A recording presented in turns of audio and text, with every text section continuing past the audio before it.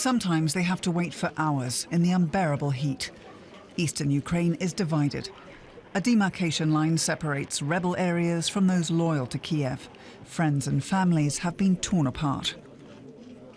Victor is 71. Once every 2 weeks, he visits his daughter in Donetsk. Look at this heat, he says, and we have to wait over 2 hours in it. There's no shade, no benches. The conditions here are inhuman. It's also too much for Yelena.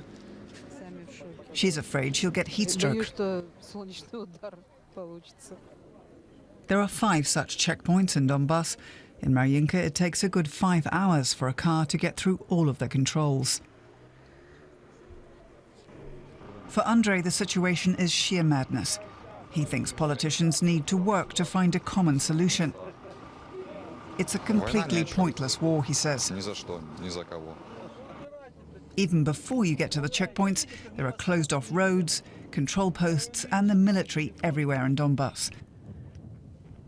There's real fear that the separatists could take the harbour city of Mariupol, as they tried to do 2 years ago. Scars from that battle are still visible.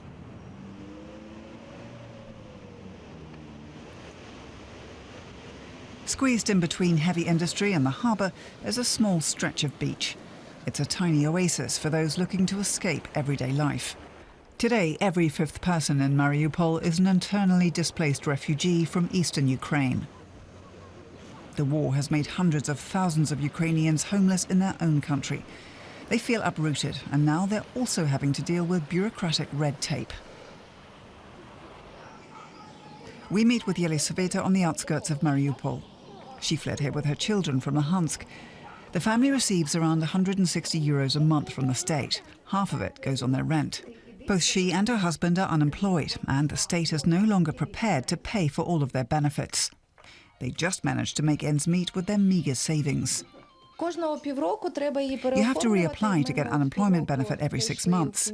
Mine was due for renewal at the end of April. I reapplied from the beginning of May, but I still haven't received anything. Similar frustrations are being discussed at Mariupol's Cultural Palace today, at a meeting for local initiatives working to help internally displaced people. The UN is its umbrella organisation and lobbies the government on its behalf. Kiev has increased support for displaced people, but the group says more needs to be done. There are certain issues which may not be so positive. As you know, recently some of the social payments have been suspended for IDPs.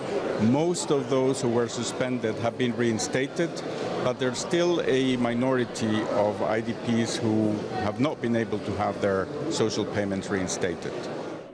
The government has promised not to place any further obstacles in the way of the refugees.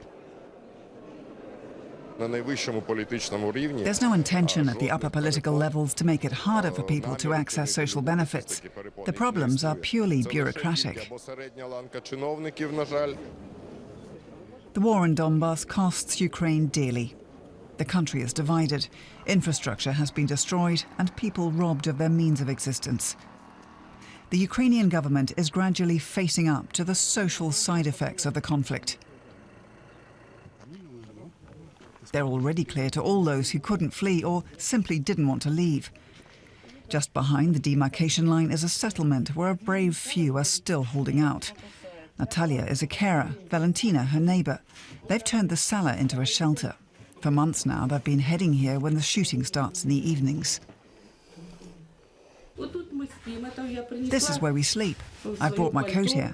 When it's cold and damp, I put it under my head or cover myself with it.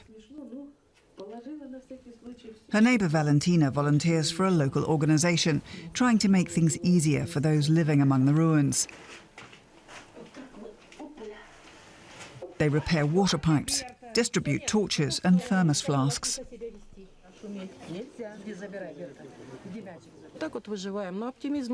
People are still optimistic.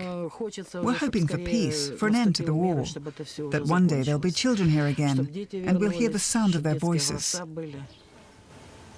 The settlement now has electricity and running water again. But last month the houses were once more struck by heavy artillery. leaving shells stuck in the drains.